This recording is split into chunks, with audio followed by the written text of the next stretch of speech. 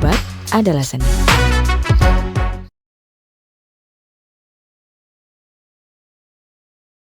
Ada pertanyaan yang menarik, apakah responden yang sudah mengalami uji validitas bisa lagi dipakai untuk menjadi responden penelitian ya setelah uji validitas dan rehabilitasnya sudah dilaksanakan ya. Itu nggak boleh karena dia sudah tahu jenis-jenis pertanyaannya. Jadi validitas rehabilitas itu biasanya untuk kuesioner ya, dan tergantung jenis kuesionernya ya.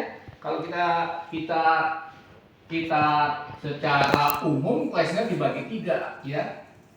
Jadi ada yang namanya close ended, ada yang namanya open ended, ada yang mix gitu dia. Yang mix gabungan gitu ya. Nah, yang paling ribet ini yang open ended. Ya.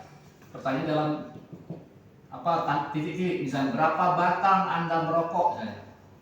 Batang Anda merokok ya. Nah, ini akan lebar sekali ya, per hari misalnya ya.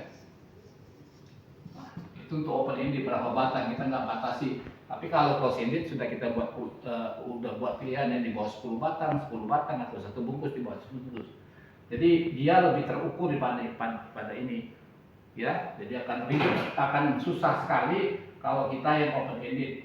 Yang kedua adalah kuesioner itu cara penyampaiannya ya. Jadi ada yang mailing kuesioner dikirim, ada yang mailing kuesioner, ada yang face to face kuesioner,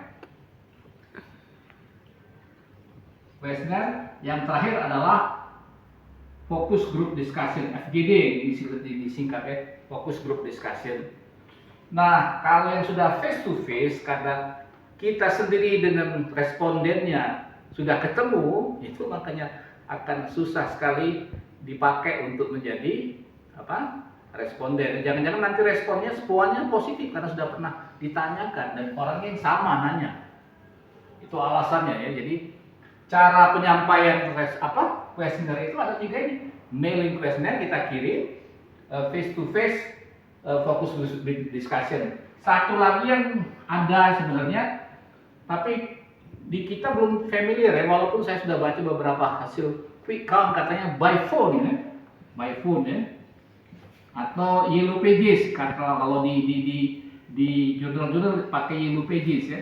Kalau di negara maju bisa kita random nomor telepon orang kita telepon gitu jadi sampel kita. Ya boleh ya yellow pages. Ini mungkin lebih mungkin gitu ya untuk mengulangi, tapi kalau tetap aja kita yang yang menanyakan mungkin tidak juga bisa gitu ya. Yang ditakuti adalah nanti bias respon, ataupun yang paling takut juga yang lain adalah bias respon pertama. Yang kedua adalah bias pengukuran atau measurement bias ya. Ini yang ditakuti para ahli. Jadi respondennya nggak boleh lagi kita ikutkan dan kita cari yang lain. Jadi validitas dan reliabilitas itu biasanya kita lakukan kepada sampel yang mirip. Misalnya pengalaman saya pribadi dulu ya, saya melakukan penelitiannya tuh sampel saya itu mahasiswa saya sendiri di Fakultas Kedokteran dan di lingkungan Unsri gitu ya. Saya pakai mahasiswa di universitas lain gitu. Jadi kira-kira satu level lah gitu ya. Dari situ kita hitung validitas dan reliabilitasnya, baru kita cobakan kita pakai ke sampel kita. Nah, tes reliabilitas dan validitas itu kita sebutlah pilot study ya, atau preliminary study ya.